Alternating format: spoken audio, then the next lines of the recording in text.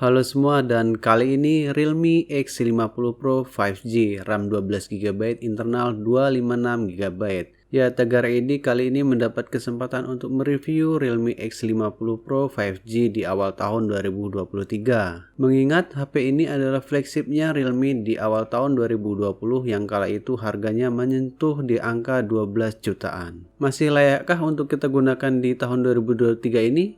Let's go, kita mulai.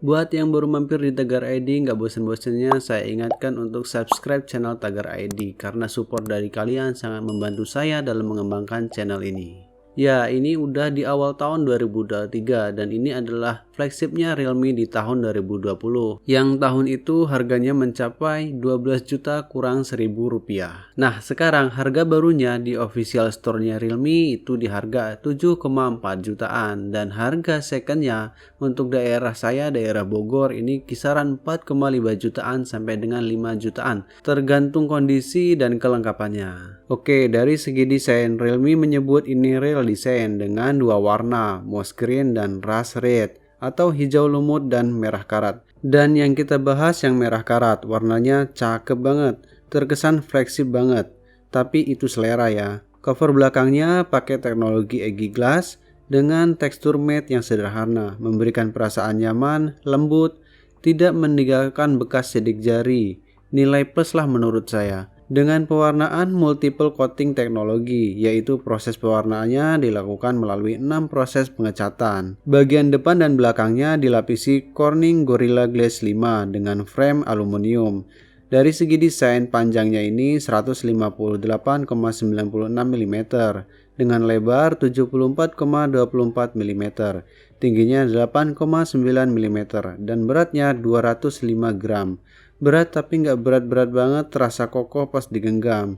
Digenggam pakai satu tangan masih nyaman, cukup compact, terus feel-nya dapat banget karena lumayan berbobot. Untuk ukuran layarnya ini 6,44 inci, panelnya Super AMOLED dengan refresh rate 90 Hz, resolusinya Full HD+, screen to body ratio mencapai 92%, masih menyisakan earpiece bagian bawahnya. Dilapisi Corning Gorilla Glass 5. Sektor kamera belakangnya ini quad kamera, 64 megapiksel, wide kamera dari Samsung, 12 megapiksel telephoto kamera, 8 megapiksel ultrawide kamera, 2 megapiksel depth kamera. Perekaman videonya mencapai 4K 60 fps, support with video stabilizer. Di tes kamera 4K 60 fps lebih stabil dibandingkan 4K 30 fps-nya. Color warna lebih ke soft, pengambilan gambar saat sore hari sekitar jam 17.00.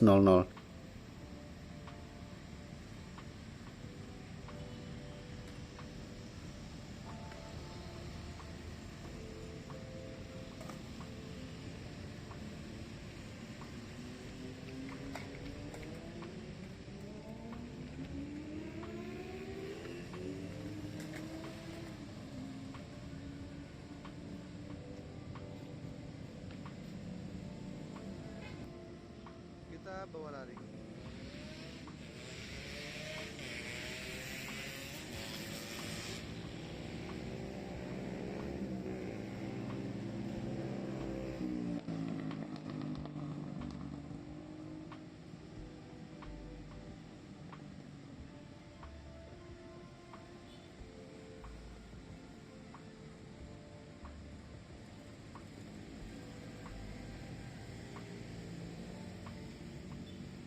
Nah, saat siang hari jam 12.00 hasil video kamera belakangnya masih cukup baik. Hasil warna lebih ke soft kuning. Bagi saya tidak terlihat over kontras. Untuk hasil foto kamera belakang detailnya masih aman tapi nggak detail banget. Warna yang dihasilkan juga bagus aja tapi nggak spesial.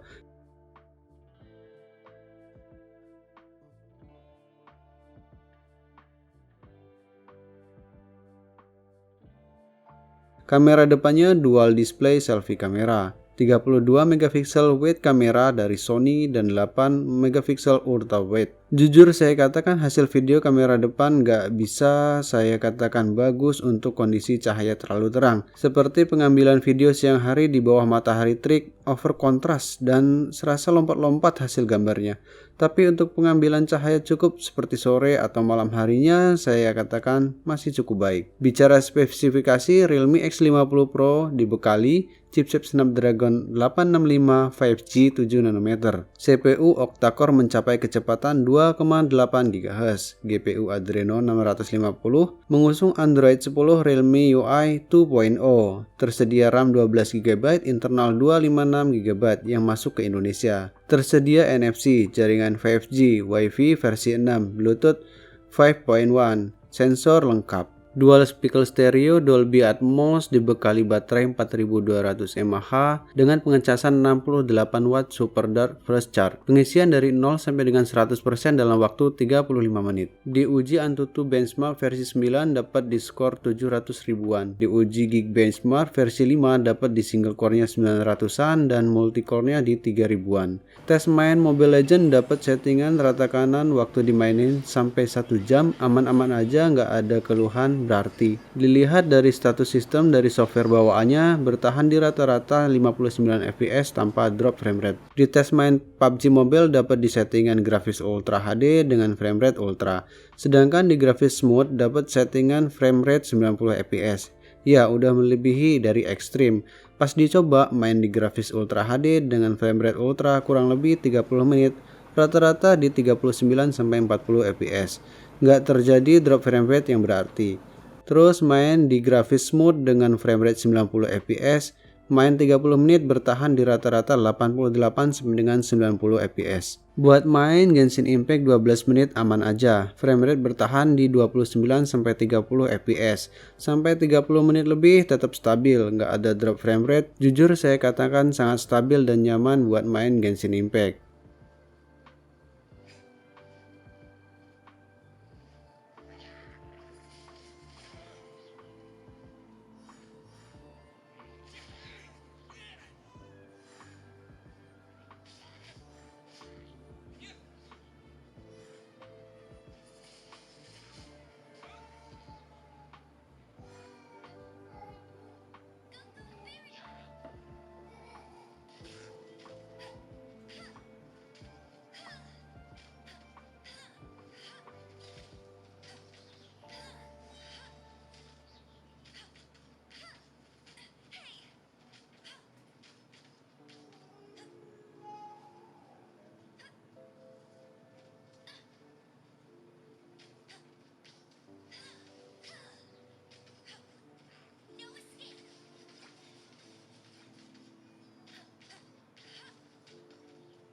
Dari ketiga game ini, Realme X50 Pro 5G mampu memainkan dengan stabil Mobile Legends, PUBG Mobile, Genshin Impact, sangat nyaman dimainkan tanpa adanya drop frame rate yang berarti.